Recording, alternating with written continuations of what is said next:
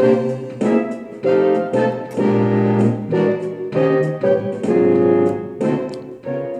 I noticed in doing a lot of these tutorial videos that a lot of other people had these nice little intro theme songs to their videos, so I decided to go ahead and get me one for our videos here, and they also had a lot of little animations to start off, so I may get one of those later on, but for now, that's my theme song. So today we're going to talk about non-destructive selective editing. Let me get back up here so we can actually see the title here. Non-destructive, we've talked about that at great length. Selective editing, meaning we're going to change just part of the picture. Now, I've got here an example. I'm going to just get straight into it. We're going to use this concept all week long in a lot of different examples, all illustrating the same concept in a lot of different purposes.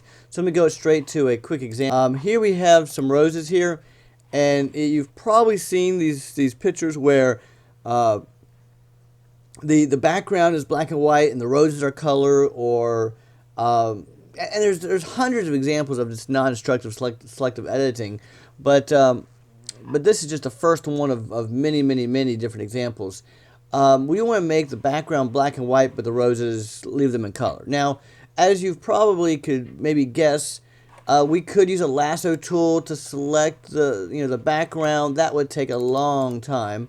Probably a little better idea would be to use our quick mask and say, well, I want the roses to be masked, so I'm going to paint white and remove the mask for the background areas. That would work. That would take a little time to paint in all the area, but it would work.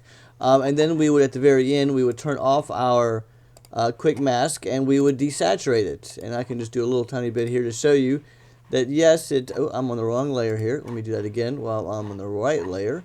These layers can get tricky if you're on the wrong layer. Color, desaturate, yes, it will go black and white. The problem is that those are all destructive. And what I mean by that, again, is that if you missed a tiny little spot here, let's say you accidentally cut into the rose, and so you have a little bit of a black and white rose here. If you came back, even while keeping your layers, even if you kept these layers, once you come back, the color is gone. You can no longer get that red back. So we're going to do this in a non-destructive manner. And let me get, these are just kind of themed, just kind of logos that I created. Let me delete these. We don't need these for this example. Delete and delete. And here's what we're going to do. Always, we're going to start off with the same first step, and that's to duplicate the layer. Now, you might think right off the bat that, well, we're duplicating so that we can keep the original separate, so that we always have this one, so if we mess up on this one, we can just go back and get this one. And that's not actually true, or I mean, it's true, but that's not actually the reason we're going to do it. The reason we're going to use two layers of the same thing is we're going to come up here to desaturate, and we're just going to desaturate the entire picture. So our really objective is to get one layer with the effect on it, and as you're going to see in a couple of minutes, there's going to be several different effects we can apply. And then the non-affected layer will be below it. And I say below it, actually we could reverse these. Again, I can't rearrange with this program, but you could do it this way. It really does not matter which way you put your change. If you want the original on bottom, it doesn't really matter. Now, how can we make just part of this image show through? And that's obviously the objective. We're going to use a layer mask. Now, remember, the layer mask always goes on the top layer between the two, because remember, the layer mask is like a hole. You're cutting a hole in your image. If you cut a hole in this bottom one, the top one's still hiding everything, so you can't see it. It doesn't make any difference. So always add it in the top one. I always pick white. I almost always pick white, meaning that nothing is visible from below. And I want the color to show through, so I'm going to cut a hole in the top layer, and make sure you're painting black. And I'm just going to go around and paint. And I'm not going to take the time. Let me get a little bigger brush here. In fact, a lot bigger brush probably would be good. Let me zoom out so you can do a little more of this quickly. And again, I'm not going to take the time to do the entire image because you probably don't want to watch me paint for 20 minutes here, as you'd probably need to spend a good 10 minutes or so zooming in very close, getting all the edges very precise. So I'll just kind of do a really rough, really bad job here, but you'll get the idea that we're painting. And remember, the sole reason that this is non-destructive is what we're painting is actually a layer mask, which we could come back tomorrow and just flip to white paint, and anywhere we miss, we can just paint it back in. So I just have to hit the X key, and I'm now painting with white paint, and I can undo something. So nothing is permanent. That's important and non-destructive. It's going to save you a lot of time and aggravation when you realize you made a mistake, because everyone misses a little spot here and there when they're painting. So, and again, very, very rough. You can see the idea where it's coming through. The idea is that, and we're going to use this concept all week, 2 layers of exactly the same image. One has been changed, one has not, and we use a layer mask to see what part of the image we want to work on. Very quickly, let me show you another image that will kind of illustrate, and let me zoom in, maybe 75% here, 66%. What we want to do in this image is I want the blue and the hat to be a little bit more vibrant, a little bit more pronounced than it is. It's kind of a little dull color right now. So what we're going to use is saturation. If you remember, saturation typically does not work well with people's skin because it makes them look sunburned. We don't want him to look sunburned, so I'm going to use the steps I just showed you to only do to part of the image. So remember, step 1, duplicate the layer. Step 2, do the effect to one of the layers. It really doesn't matter which one you do it. You would just paint. The layer mask will always go on the top layer, and it just depends on whether you're painting black or white. You could do it either way, and you'll kind of figure that out. So let's go to saturation, and I'm just going to really, just for sake of purpose, I'm going to go really high on this, make it really blue, really brown up here. You can see the difference if I uncheck the preview. And again, he's sunburned. So again, we're going to add a layer mask to the top layer. And just keep in mind, the top layer is the burnt layer, or the sunburnt layer. So I want a hole where his face is. So I'm painting. Another little trick you can actually do here is if you turn off the lower layer, it shows you exactly what you've painted, because you no longer see the image, you see the checkerboard. And that sometimes you miss a spot, because remember, we're going to be dealing with identical images. So what is on top is the same thing that's on below, just changed, darker, lighter, or something. So that's just a little tip here. And again, I should be using a much smaller brush and zooming in, but you get the idea. I'm going to turn. So very, very briefly, you can see that I've made the shirt and the hat and everything, but mainly that's what you notice, a little more vibrant, a little more better colors. But I've made his skin the original. And I might not have mentioned, but you can always right click and disable a layer mask.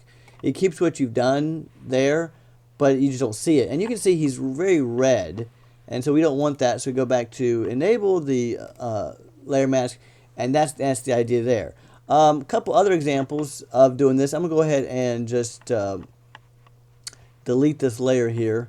In fact, the entire layer. Okay, so we're back to the original here. Another example would be to change the shirt color. We want to change the color of something in the image in a non-destructive manner. So I'm going to duplicate the layer. I'm going to go up here, and I really don't care that I'm changing everything, including his skin, because we're going to fix that later. And I'm going to go to maybe a red color. That's probably the best I can do. Something like that. You can make it darker, lighter. I don't want to change that too much. So it's red. The idea is it's red. Obviously, we've messed him up. So I'm going to add a layer mask.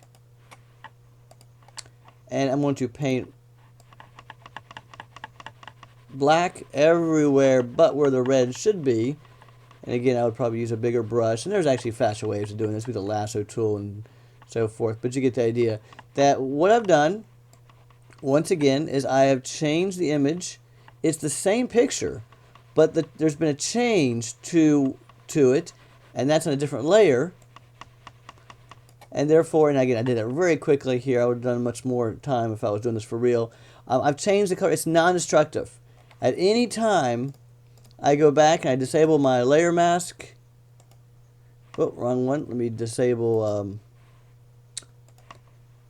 just uncheck the whole top layer. And you can see I have my original image. Again, if I come back a week from now and realize, oops, I messed up. I missed around his neck here. I missed around his chin here. If this was a destructive edit, that would have been permanent. I would have had to start from completely from scratch. But now I can go in and I can just take my black paint on my layer mask and just tweak it a little bit more until it's perfect the way I like it. I'm going to use one last example in this video. Let me go back to revert here. I'm trying to do this as quickly as I can so that you can stop watching, which I know you want to. And I'm going to do exactly the same thing. What I'm going to do is I'm going to throw the background out of focus. It already is, but I'm going to dramatically throw it out of focus. A lot of times people, if you don't have the right lens and settings, a very nice photographic, it's not a trick, but a technique is to keep the subject in focus and throw the background out of focus. Well, professionals do this with their lenses when they take the photo. But if you didn't, if everything in the background came out very sharp, let's say it's a crowd at a basketball game and it's very distracting, then what we're going to do is we're going to duplicate the layer, and I'm going to use a filter. And again, you could use any of these filters, whatever effect you're trying to accomplish.